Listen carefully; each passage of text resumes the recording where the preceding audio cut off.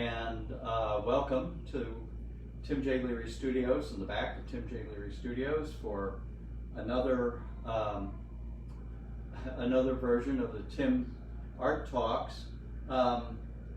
Excited about the people coming back to town, and hopefully we'll have a good art walk tonight. I wanted to talk about creativity tonight, and it's something I haven't talked about before because it's a topic that is scary to me. I find it difficult to articulate some of these ideas, but I did happen to come across something the other day that gave me some encouragement, and so I will share that with you. But it's 5 o'clock, so I have to have my libation. And this is Jameson tonight, one of my favorites. So there we go, a little bit of Jameson. Okay. And so I say, cheers, everyone. So I see this thing on Twitter called Brain Pickings. It's a newsletter, and they occasionally put stuff out. And there was something on there about Paul Klee and his thoughts on creativity. Apparently, he wrote some essays on creativity, and or at least one. And I was able to locate some of his writing and take a look at it. I'm a fan of the work of Paul Klee. He was part of the Bauhaus, and you've seen more Bauhaus artists from me in the past, and you're going to see more again tonight.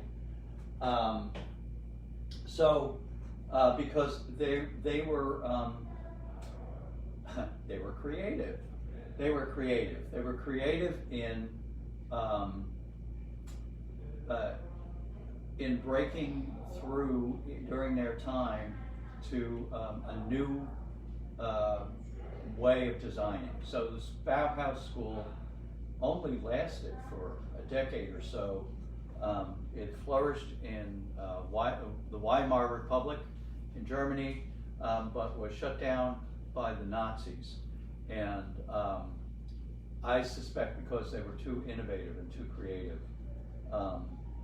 And so, what's up with that? Paul Klee's ideas I have looked at and have actually tried to use some of those ideas in lectures I did when I was teaching at FIDN. But in the meantime, I've done some reading and writing about creativity myself. So we'll get to Paul Klee. I'm going to read a couple of lines from his book, but I want to start with this one, which is Rollo May. So this book, if you haven't read it yet, The Courage to Create, if you're an artist, you probably have seen this. He was a psychologist who wrote about creativity. And so I will read at least part of this. It's called Creativity and Encounter. And I actually think that's right, because when we're talking about creativity, we have a lot of these grandiose ideas and some airy-fairy descriptions of it. But creativity really, in nuts and bolts, is a practice. It's a thing you do. So creativity and encounter is this chapter. I wish to propose a theory and to make some remarks about it, arising largely out of my contacts and discussions with artists and poets. The theory is, creativity occurs in an act of encounter and is to be understood with this encounter as its center. Cezanne sees a tree. He sees it in a way no one else has ever seen it. He experiences, as he no doubt would have said, being grasped by the tree. The arching grandeur of the tree, the mothering spread, the delicate balance as the tree grips the earth, all these and many more characteristics of the tree are absorbed into his perception and are felt throughout his nervous structure. These are part of the vision he experiences. This vision involves an omission of some aspects of the scene and a greater emphasis on other aspects, and the ensuing rearrangement of the whole. But it is more than the sum of all these. Primarily, it is a vision that is now not tree, but tree with capital T. The concrete tree Cezanne looked at is formed into the essence of tree. However original and unrepeatable his vision is, it is still a vision of all trees triggered by his encounter with this particular one. So it's so that makes it an action word. Even that's a little flowery. He sees the tree, and yes, that's part of the artistic process, the editing to enhance parts of something you see and remove some others, editing your composition. So those are some of the things that happen in that. But the creativity is an encounter. So that's kind of an interesting thought. So let's step over to M.C. Richard. This book, Richard's Centering in Pottery Poetry and the Person. She wrote this in the 60s, which always surprised me because when I read it, it seemed to me like it had to have been written I read it in the 90s, so I thought it had been written in the 90s. So the connection, so this is what she says about the same idea, but she's coming from a different perspective. The connection between vision and practice, between knowing and creating, is richly portrayed in the experience of the young Oglala Sioux Indian Black Elk, as he tells it to John Neihardt in the book Black Elk Speaks. I have the book. So show and tell. Here's the book. Wonderful book. Black Elk has had a tremendous dream as a child during an illness. In the dream, he goes to the grandfathers of the Flaming Rainbow Teepee, and they give him gifts from each direction. The cup from the grandfather of the West to catch the rainwater from thunderstorms, the peace pipe from the grandfather of the North, the flowering branch from the grandfather of the South, the four-petaled herb of healing from the East. The dream is filled with thronging horses and great birds as well. The boy does not speak of his dream to his family or friends. When he is 17, he begins to suffer anxiety attacks upon the approach of storms from the west. Finally, in extreme agitation, he goes to a medicine man for help. The medicine man tells him, for a person who has had a vision, you do not get the power of your vision until you perform it on earth for the people to see. Aha, Black Elk then creates dances for his tribe to express the mysteries and gifts of the vision. For it was a vision of wholeness, of the hoop of the world, and the tribes all dancing in peace within it. So she emphasizes this. You do not get the power of your vision until you perform it on the earth for the people to see. So for those of us who feel like we have an idea for a drawing and we have to draw it, I think it's that sort of thing. Maybe not so grandiose, but that's the kind of thing that that we feel we have to do. And what we have to do is be creative. But what is that? Is everybody creative? Or are some people more creative than others? So I'll read this brief thing too. I'm not going to do all the reading. Adriana Diaz was one of my teachers back in the day. She wrote this wonderful book, Freeing the Creative Spirit. I'm not sure if it's still in print. Similar to The Artist's Way, but a little different. A little more about opening up your creativity and your kooky ideas. I must confess to being a bit of an agnostic when it comes to a belief in talent. Talent is a product-oriented word. It has no connection to the depth of human experience inherent in the creative act. The term is so charged that whether people believe they have it or not, the label traps everyone in a cage of expectations. Those expectations, I can't do anything or I must do something, alienate people from the spontaneous joy of the process. So Adriana is all about process, right? While I agree that certain individuals possess the right body for gymnastics, can instinctively identify middle C, or have a natural ability to create a likeness with a pencil, I believe these predispositions are only a starting point. It's too easy to think of talent as some kind of divine dowry bestowed on certain people that makes them better than everyone else. So I think that you can substitute the word creativity, or being the idea of being creative, with her thoughts of talent. And so is everybody inherently creative? Ai Weiwei, who is a dissident artist from China, who did a spectacular exhibit at Alcatraz 6 years ago. I went to it and I picked up this wonderful fridge sticker, as my friends in Ireland would say, this wonderful magnet.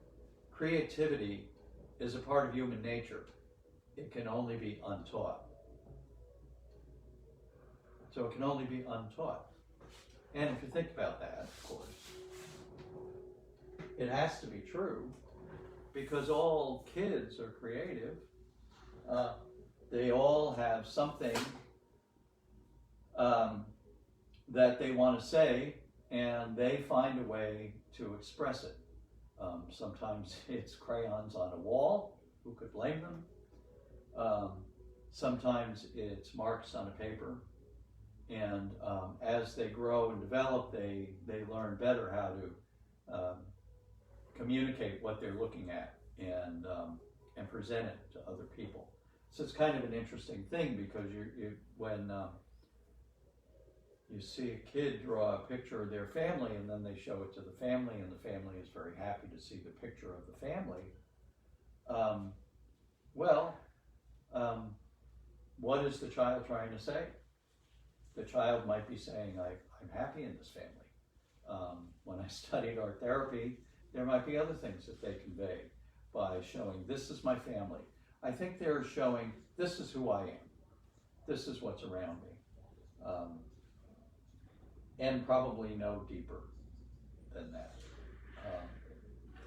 So since I mentioned Ai Weiwei, let me just show you one picture of that, because this was a very creative project that he did during that exhibit. And I'm not sure, now I'll come closer and see if you can see this. It's Alcatraz, it's the humongous room, and those faces are political prisoners.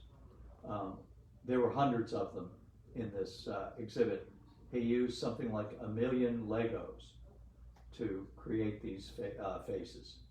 And he could not leave China. They had taken his passport, and so he had to give instructions to volunteers who were able to put this thing together. That was just part of this incredible exhibit. So he's very creative. Now, he's a political activist, so his sense of art making is that it has to say something. It has to be about something. And I think that it's always about something. Even the child who creates a picture of their family is saying something.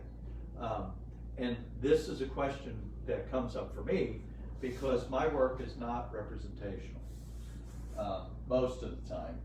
Every once in a while, I do something that's representative, but for the most part, as I'm sure you know, my art is very abstract.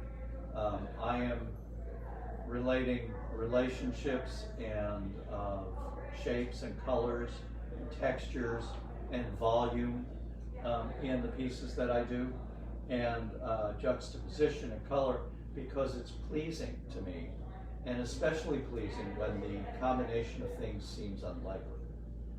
That's why I do things. This is an unfinished piece. That's why I do things like this, where I get this wonderful frame molding attached to the canvas, and these pieces of other canvases sewn on to this. I'm saying it all goes together, right? Maybe that's my message with that. So I brought some other things to show in thinking about this. Let's go back to Paul Klee. Paul Klee says this. In the Bauhaus, there was a lot of abstract work going on, and I'll show you some of that. Great chair design, great architecture, some of the greatest mid-century work, and that we still greatly admire. And you've seen these chairs, you've seen these styles of architecture for sure. Art does not reproduce the visible, rather, it makes visible. So that's an interesting thought. It doesn't reproduce the visible, it makes visible. A tendency toward the abstract is inherent in linear expression. Graphic imagery being confined to outlines has a fairy tale quality, and at the same time can achieve great precision. The purer the graphic work, that is, the more the formal elements underlying linear expression are emphasized, the less adequate it is for realistic representation of visible things. What are the formal elements would be, line, form, color, texture, right? The formal elements of graphic art are dot, line, plane, and space. The last three charged with energy of various kinds. A simple plane, for instance, that is, a plane not made up of more elementary units, would result if it were drawn a blunt crayon across the paper, thus transferring an energy charge with or without modulations. An example of spatial element would be a cloud-like vaporous spot, usually of varying intensity, made with a full brush. So what he was doing, and as a teacher what he did, he tried to reduce everything, which is a lot of this abstract work is reducing it. We started from very complex and complicated realistic painting and worked our way through Impressionism, and I'm going to show you a few of those in a minute. And then slowly became more experimental. So his lecture notes that I tried to share from talked about the point or the dot as the primary thing. So what he's saying is, and let's see if I can do this. Here's a dot, right? That's the beginning. But a line is like a moving dot. So if I move it along, and maybe it doesn't have to stay together, right? So maybe I can do this, and now a new line, and a new line. Still a line though. You see where I'm going, I'm sure. I hope by now this can make sense. And so that, I did some of these when I was in Ireland, and I had a lot of fun doing it. So, so this is, I'm doing this as one continuous line, but when I do that, there we go, and then can add, shapes and things like that to give it a little more definition. Or maybe if I put them down here, it's autumn. It is autumn somewhere. So, so he's saying you start with a line, a dot. The dot becomes a line. The line becomes a shape. It creates a plane. Super elemental and pretty cool, I think. So his work was, this is something that had little shapes to it, little recognizable shapes. And this one, these two here, are more like color studies.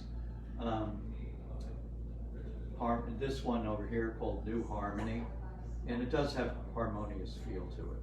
Harmonious because of the tones of the colors and the values, the light dark of the colors.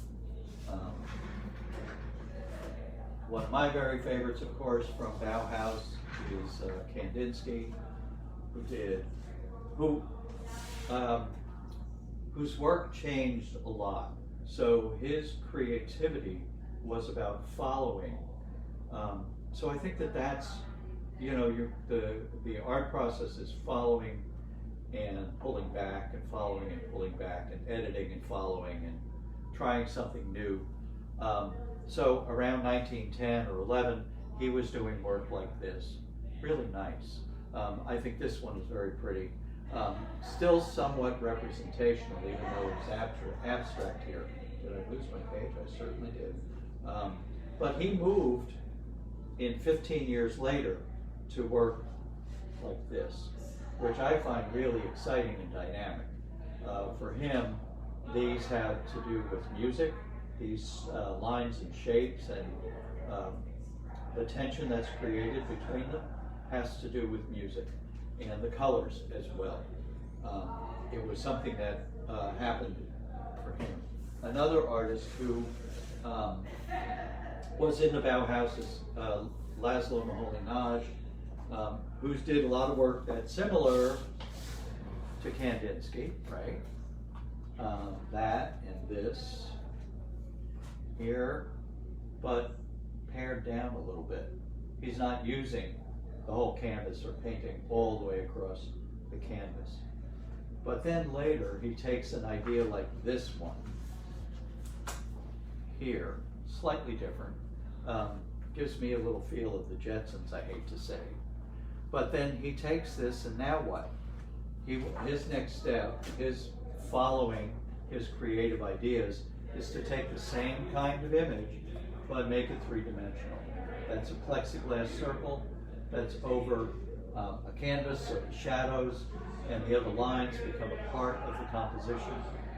And this would be kinetic because it's something that would change with the light that's involved. So very cool. So they're all doing experimenting and they're trying new things, but they're following their line across the page. A few comparisons here from this book, which are different artists painting similar subject matter. On this side, Cezanne painting three women. On this side, Picasso also playing around and experimenting and following his thoughts about perspective to create that kind of more cubist look. Here I have Cezanne and Gorky. Different painting styles. Here, this is Cezanne on this side, Gorky on this side. Similar subject matter. But to me, the painting style creates a whole different feeling. And I had a whole different experience of that. Let's skip to this.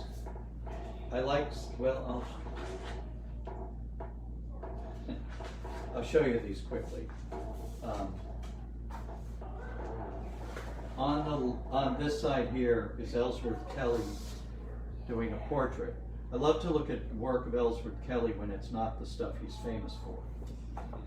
And this is Cezanne on the other side. And you can see his impressionistic method that's a little blurrier, not as defined, but has a lot more feeling. But here you have Cezanne on this side compared to Ellsworth Kelly over here. So this is what Kelly is famous for. And I love to see that he did other things as well. I think those are all my books here. So I don't know if that means anything. I think we tend to think that creativity is a gift that some people have, and I truly believe is something that everyone has that we can develop. And if we choose, right? I always think of my older brother who's an engineer, and he told me he wasn't creative, but I couldn't imagine that he thought that, because he created machinery. He was a packaging engineer, and he designed machinery that put products into packages. I could never do that. He has a mathematical mind. He had mathematical styles of work. He has a mathematical mind, and so he may not have applied it to paint on a canvas too often. He did do some art classes, but he was a very creative person because he was able to follow what his muse was and follow what his gifts were. So with that, I will say good night. We have, if you're in this area, come on down. I hear voices out in the gallery. We're having an art walk, and I have new artists in the gallery, so I can't wait to see you. Good night.